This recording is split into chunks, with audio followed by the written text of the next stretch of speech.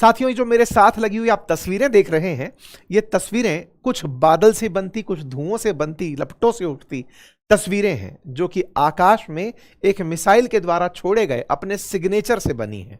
यह मिसाइल का सिग्नेचर धुआं के रूप में देखा गया है।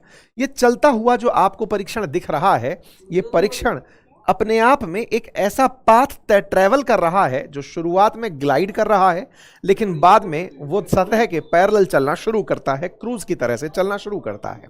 हम इस बात की चर्चा क्यों कर रहे हैं? चर्चा इसलिए कि किसी भी सरकारी सोशल मीडिया हैंडल पर, ना न्यूज़ चैनल पर इसका जिक्र है, कहीं इसका जिक्र नहीं है। इसका मतलब यह हुआ कि सरकार इसका अभी ऑफिशियल अनाउंसमेंट नहीं करना चाहती। हो सकता है इसके पीछे कुछ अंतर्राष्ट्रीय प्रतिबंधों से जुड़ी चीजें हों, हो सकता है अंतर्राष्ट्रीय प्रतिक्रियाएं हों, हो सकता है अंतर्राष्ट्रीय ऐसी प्रतिक्रियाएं हों जिनसे भारत को नुकसान हो सकता हो, इसलिए इसकी चर्चा नहीं हो रही है। चर्चा नहीं है, लेकिन देश की मीडिया में कहीं कहीं इसे मिस्टीरियस मिसाइल सिस्टम कहा गया है। एक ऐसा मिसाइल जिसे अग्नि 6 से रिलेट किया जा रहा है, एक ऐसा मिसाइल जो 10,000 किलोमीटर से अधिक जाके मार कर सकता है, एक ऐसा मिसाइल जो एक ही बार में मल्टीपल टारगेट को वार कर सकता है, एक ऐसा मिसाइल जो उड़ने के बाद चलता बैलिस्टिक है लेकिन थोड़ी देर बाद फिर वो राह बदल करके क्वाजी बैलिस्टिक रूप ले लेता है। ये सारे फीचर से रिलेटेड जो भी जानकारी है ये फिलहाल कयासों में है, सरकारी बयान का इंतजार है। इंटरेस्टिंग बात तो तब निकली जब सरकारी रूप से संसद टीवी के ऊपर एक ट्वीट आता है और उसे थोड़ी देर बाद डिलीट कर दिया जाता है। इसका मतलब यह हुआ कि कुछ तो ऐसा है जो सरकार अभी ऑफिशियली अनाउंस करने से बच रही है। चलिए आज इसके बारे में जिक्र करते हैं। जो संभावित मिसाइल है उसका नाम अग्नि 6 है, उसे समझते हैं और रिलेट करते हैं कि यह ऑपरेशन सिंदूर के 1 साल पूरा होने के उपलक्ष्य में किया गया परीक्षण था या मात्र एक संयोग था। चलिए एक एक करके सारी बातों पर आगे बढ़ें, लेकिन उससे पहले आपको एक जानकारी दे दें। हमारा एप्लीकेशन अपनी पाठशाला, जहां पर एनसीईआरटी फाउंडेशन बैच उपलब्ध है, जहां जीए फाउंडेशन कोर्स के साथ पूरे बुक्स का कॉम्बो है, जहां जीए का फाउंडेशन कोर्स है, जहां पर यूपीएससी स्टेट फाउंडेशन कोर्स है, ये सभी कोर्सेज पर मदर्स डे के उपलक्ष्य में इस वीकेंड यानी आज और कल 50% ऑफर ऑफ दिया जा रहा है। आप हमारी बुक्स वाले कॉम्बो ऑफर को भी ले सकते हैं। अपनी पाठशाला एप्लीकेशन पर यह ऑफर उपलब्ध है, लिंक कमेंट बॉक्स में है, जाकर आप इसे अवश्य चेक करें। सारी की सारी जो क्लासेस हैं, क्लास में पढ़ाए हुए जो नोट्स हैं, ये हमारे अपने हैं, आप जाकर इन्हें चेक अवश्य करें। चलिए साथियों आगे बढ़ते हैं। चर्चा इस तरह से उठे हुए ट्वीट्स के थ्रू, चूंकि इन ट्वीट्स में कुछ ऐसी मिसाइल के द्वारा बनाए गए धुएं की, ऐसी मिसाइल के द्वारा खींची गई लकीरों की चर्चा हो रही है।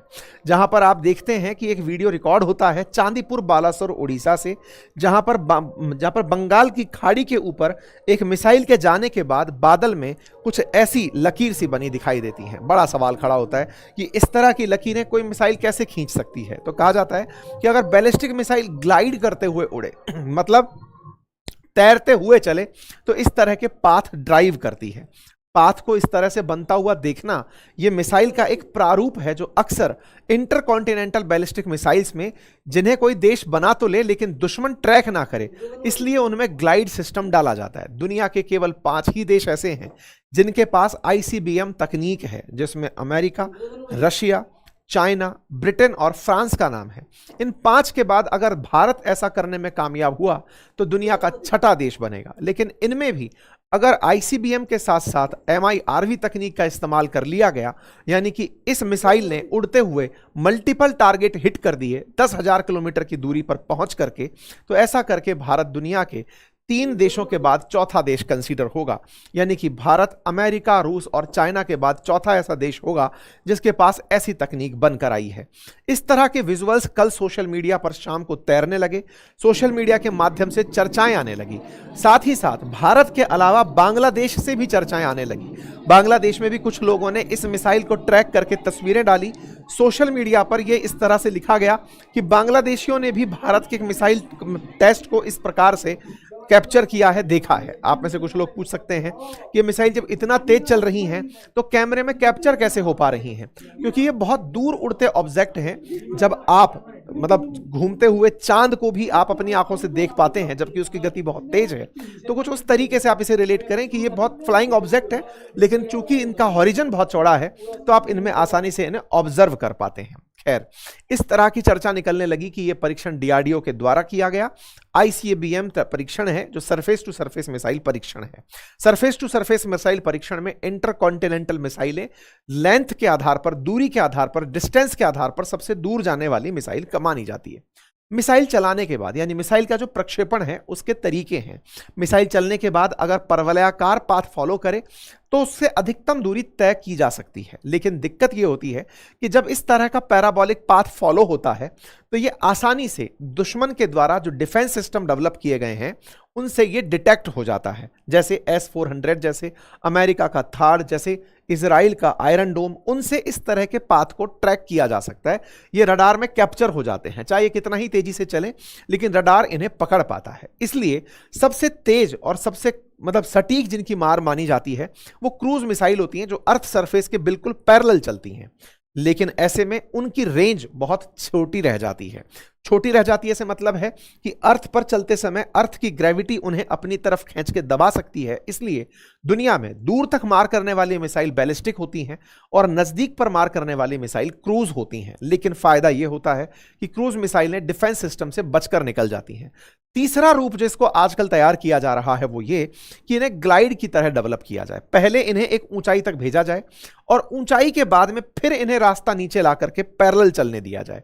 तो दो तरह के फायदे होंगे। पहला, ऊंचाई से फेंक करके वापस जब वो आ रही है तो ग्रेविटी उसमें स्पीड का रोल प्ले करेगी, ग्रेविटी स्पीड का रोल प्ले करे और फिर उसमें तकनीक का इस्तेमाल करके उन्हें ग्लाइड करा दिया जाए और वो अर्थ के पैरेलल चलने लगे। इस तरह की जो ग्लाइड तकनीक है ये हाइपरसोनिक मिसाइलों में, जिनकी गति अत्यधिक तेज है, मैक 5 से तेज है, आवाज की गति से 5 गुना से अधिक है, उनके अंदर इस तरह की तकनीक इस्तेमाल की बातें चलती हैं। रेंज के हिसाब से बात अगर हम करते हैं तो भारत की इन मिसाइलों में अग्नि सीरीज में 1, 2, 3, 4, 5 तक भारत ऑलरेडी रखता है, जो 5000 किलोमीटर तक मार कर सकती हैं। कॉन्टिनेंट का मतलब है जैसे भारत एशियन कॉन्टिनेंट में है, ब्रिटेन यूरोपियन कॉन्टिनेंट में है, अमेरिका नॉर्थ अमेरिकी कॉन्टिनेंट में है। तो एक कॉन्टिनेंट से जब दूसरे कॉन्टिनेंट तक मार कर सको तो उसे इंटरकॉन्टिनेंटल मिसाइल सिस्टम कहा जाता है। आप में से कुछ लोग कहेंगे हम क्या यहां से उठाकर यूरोप में मिसाइल नहीं मार सकते क्या, हम तो अग्नि 5 ही मार दें। लेकिन किसी भी कॉन्टिनेंट पर आप नहीं मार सके। मतलब भारत से आप अंटार्कटिका शायद टच ना कर पाए, भारत से आप अलास्का टच ना कर पाए। इसके लिए आवश्यक होता है दुनिया के किसी भी कॉन्टिनेंट पर मार करने की क्षमता हो तो उसे आईसीबीएम तकनीक में माना जाता है। 10,000 किलोमीटर से अधिक तक मार कर सके इस तरह के मिसाइल सिस्टम को इस्तेमाल किया जाता है। तो भारत के पास अग्नि 5 प्रेजेंट है और यह वर्किंग में है, फिलहाल काम कर रही है, जो 29,401 किलोमीटर प्रति घंटे की रफ्तार से चलकर मार करने की क्षमता रखती है। यह मिसाइल अपने साथ में बहुत सारे न्यूक्लियर हथियार भी ले जा सकती है। काफी सारे जो भी वेपन्स आप इनके थ्रू ट्रैवल करना चाहते हैं, इनके ऊपर वॉरहेड के ऊपर रख करके भेजना चाहते हैं, वो इन्हें पेलोड के तरीके से भेज सकते हैं। इसकी स्पीड 24 गुना आवाज से तेज है, मैक 24 स्पीड से अग्नि 5 ट्रैवल कर सकती है। यह डीआरडीओ की वेबसाइट पर अग्नि की सूचना उपलब्ध है। कुछ इस तरह से अग्नि सिस्टम को इन्होंने 1 से लेकर 5 तक यहां पर लिस्ट किया हुआ है। तो क्या ये जो मिसाइल परीक्षण है ये केवल सोशल मीडिया के थ्रू ही बाहर आया या इसकी और कहीं जानकारी थी?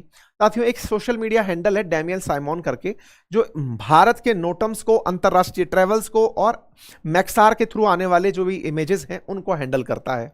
इसने जानकारी दी थी 4 तारीख के दिन कि भारत नोटम जारी किया है 6 से लेकर 9 तारीख के बीच में। मतलब इस क्षेत्र में अगर कोई भी हवाई जहाज उड़ रहा है या पानी का जहाज चल रहा है तो उसे विदित रहे कि भारत ऐसा कोई परीक्षण कर रहा है।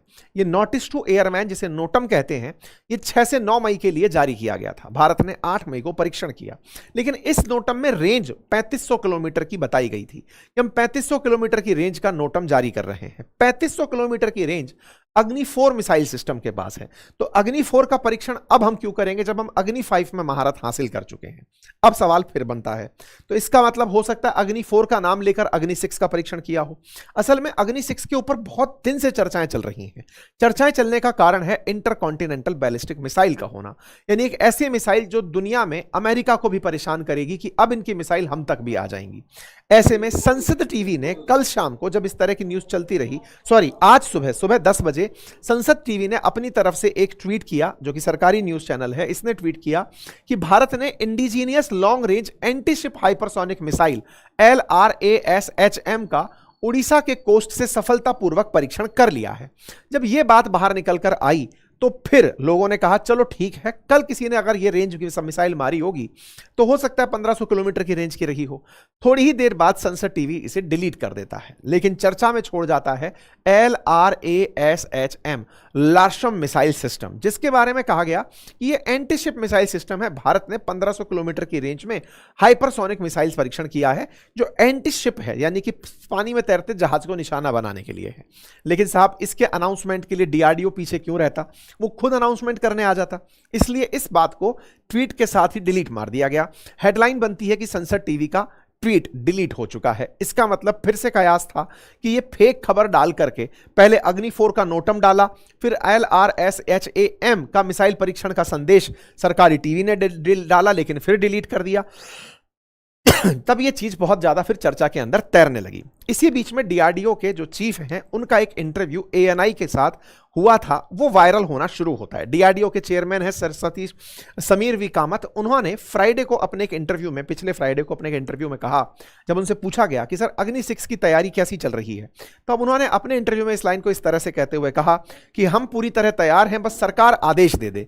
तो ऐसे में चर्चा बनने लगी कि ये तैयार थे पिछले हफ्ते, सरकार ने क्या इस बीच में अपनी परमिशन दे दी? ये चर्चा फिर बड़ी बनती चली गई, बहस होती गई कि भारत इस तरह का परीक्षण कर रहा है, बता नहीं रहा है। लेकिन बीजेपी का जो सरकारी ऑफिशियल हैंडल है, बीजेपी दुनिया की सबसे बड़ी राजनीतिक पार्टी, उसका सबसे बड़ा ट्विटर हैंडल जिस पे मिलियंस में लोग फॉलो करते हैं, उस पर फिर एक ट्वीट आ जाता है।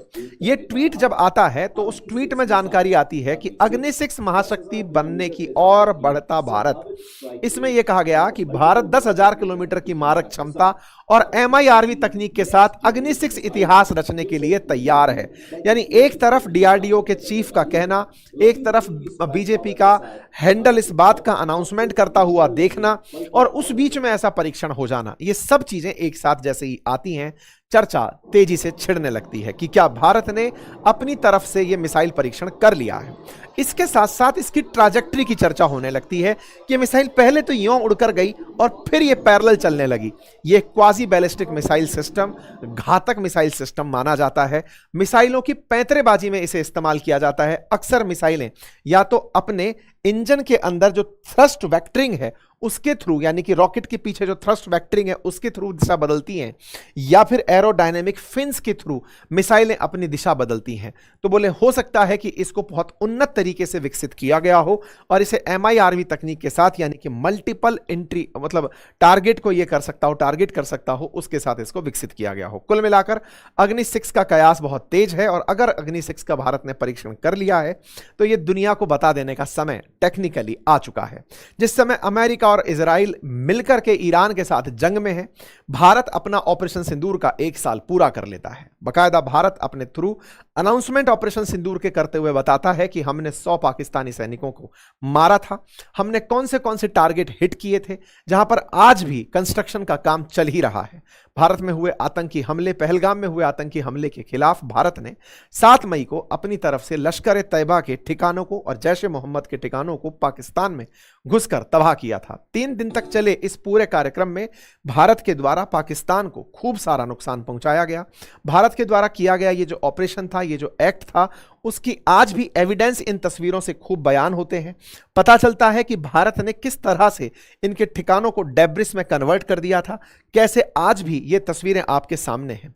जैश के द्वारा वापस से इनकी रिबिल्डिंग चल रही है, ऐसी तस्वीरें वापस से दिखाई देना शुरू होती हैं। कुल मिलाकर के ये वो दौर था जब भारत के कारनामे की चर्चा फिर से होने लगी कि भारत ने ऑपरेशन सिंदूर में कितना तरीके से, एकदम टारगेटेड तरीके से मिसाइलों को यूज करते हुए दुश्मन को नुकसान पहुंचाया था। अब ये पाकिस्तानी पत्रकार भी इस तरह की चर्चा करते हुए दिख रहे हैं, जिसमें इस बात की तारीफ हो रही है कि भारत ने ब्रह्मोस जैसी मिसाइलों के थ्रू भारत के जो सिस्टम थे, उन्होंने ऐसी मिसाइलें चलाई जो बहुत ज्यादा एकदम फोकस्ड होकर के दुश्मन को मार रही थी, यानी पाकिस्तान में नुकसान पहुंचा रही थी। लेकिन पाकिस्तान का कोई भी मिसाइल सिस्टम भारत के अंदर कोई भी लोकेशन हिट नहीं कर पा रहा था। खैर, भारत की तरफ से एक प्रेस कॉन्फ्रेंस होती है जिसमें यह कहा जाता है कि 100 पाकिस्तानी सोल्जर मारे गए। इसके बाद में पाकिस्तानी बाहर आते हैं, वो केवल ये कहते हैं कि ये अंग्रेजी में क्यों बोल कर गए, क्या ये दुनिया को सुनाना चाहते हैं कि हमने पाकिस्तान का कितना नुकसान किया। खैर, पाकिस्तान पाकिस्तान है। हम और आप इस उम्मीद में हैं कि भारत डिफेंस सेक्टर के अंदर नई ऊंचाइयां छुए, भारत का अग्नि 6 भारत को और मजबूत करे और भारत निरंतर यूं ही प्रगति की राह में आगे बढ़ता रहे। आप लोग इसे कैसे देखते हैं, अपनी राय कमेंट बॉक्स में जरूर रखिएगा। चैनल पर नए हैं तो सब्सक्राइब कर लीजिए।